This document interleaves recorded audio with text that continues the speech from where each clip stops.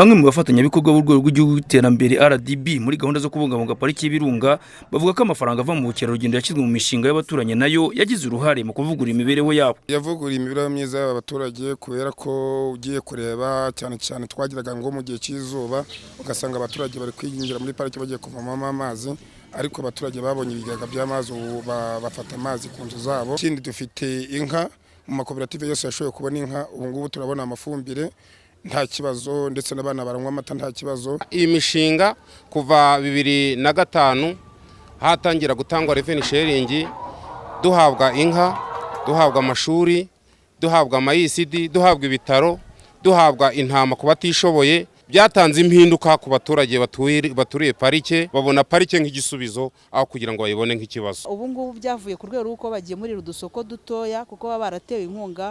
Ubu ibinyomoro byinshi babigemura i Kigali kandi usanga ari ibinyomoro byiza kuko biba byaritaweho.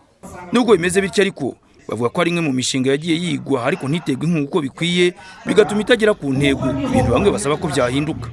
Ntitujye dufatira rimwe n'ubundi amakoperative ngo dufutere inkunga, haterwa inkunga amakoperative imishinga idashobora kurangira. Ubona nta cyakozwe kandi hari icyakozwe. Hari imishinga migari bateguwe n'umurenge yakagombye guhurirwaho wenda mu rwego rw'akarere, akavuga ati umushinga mugari mu karere uzaterwa inkunga n'uyu nguyu. Ugasanga umuntu ategura umushinga wa miliyoni 50 ariko hakaboneka nka miliyoni 10, ugasanga bamuhaye miliyoni 10.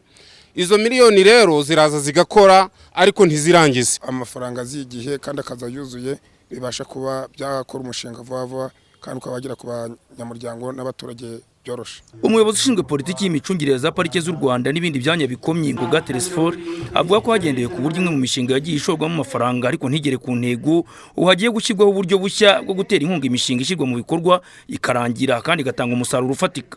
Twemeranyije ko aho kugira ngo tugire imishinga myinshi tugira mikeya ariko ifite ireme kandi ibasha kugira ibyo igeraho bigaragara igihe kirekire birambye.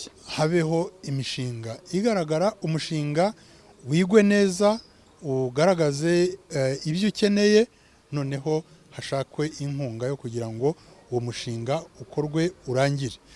Hari n'imishinga ishobora gukorwa mu byiciro, byo birashoboka. Amafaranga asaga miliyari 4 n'igice yazasaranganywa abaturage baturanye na za parike muri mwaka w'ingengo y'imari wa 2024-2025. Asaga miliyari 1 na miliyoni 600 azashyirwa mu mishinga y'abaturanye na parike y'Ibirunga. Ni mu gihe mu myaka 20 ishize imishinga y'abaturage baturanye na za parike z'u Rwanda yatewe inkunga igera kuri 659, ikaba yarahawe asaga miliyari 13 n'igice yagize uruhare mu kuvugura imibereho yabo. Bishime Jadofis mu karere ka Musanze.